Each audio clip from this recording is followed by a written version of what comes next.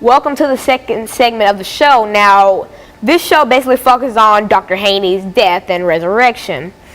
Now, if you're just tuning in, we basically discussed us going into the hospital and basically him losing his consciousness, his pulse, and his heartbeat.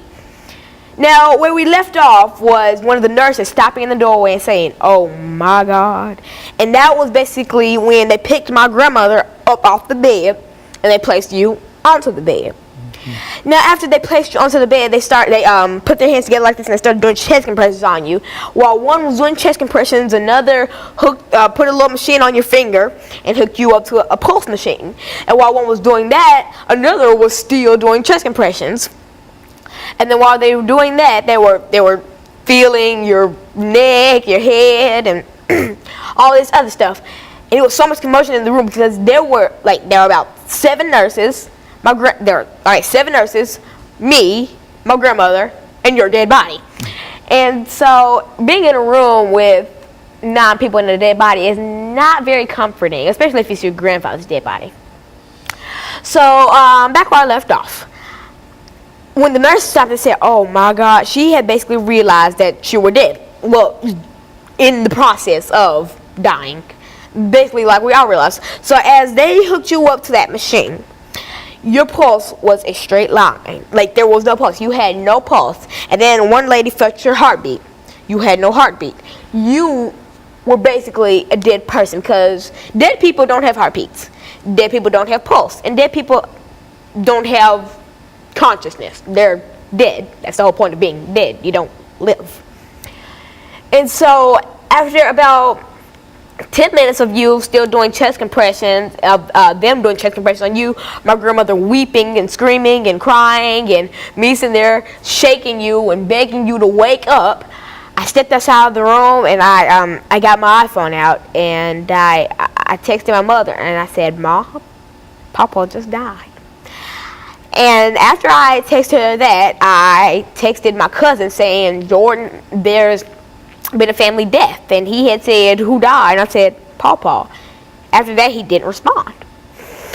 And after about 2 minutes more, going into 12 minutes of them still beating on your heart, a nurse had reached for a cover to pull over your face to basically pronounce you dead.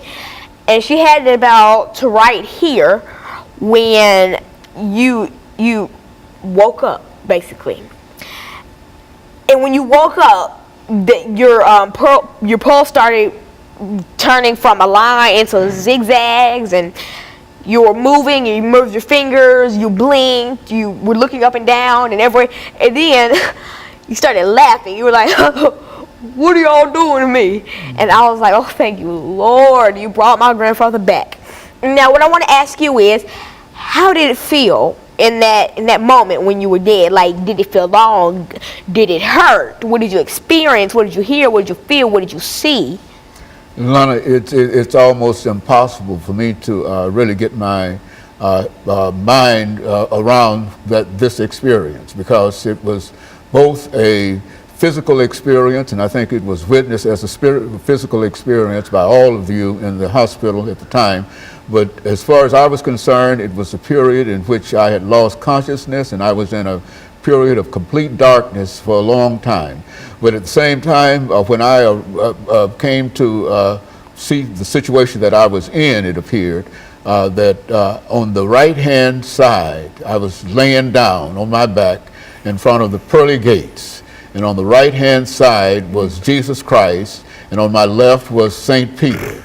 And it appears that from what I was able to later reconstruct through my own consciousness, it appears that Peter had called me up in the sense that he had the responsibility of calling people out of life into death. And now, I know that might sound strange and all of these images and etc., but nevertheless, that was the experience that I had been called up. And another thing that was very, very peculiar to the situation is that while he had called me up, it seems that I was experiencing what might be considered the everyman experience of death, because I was in front of the pearly gates on my back with Peter on my left and Christ on my right, and Peter reading what I considered to be for a long time an obituary of me.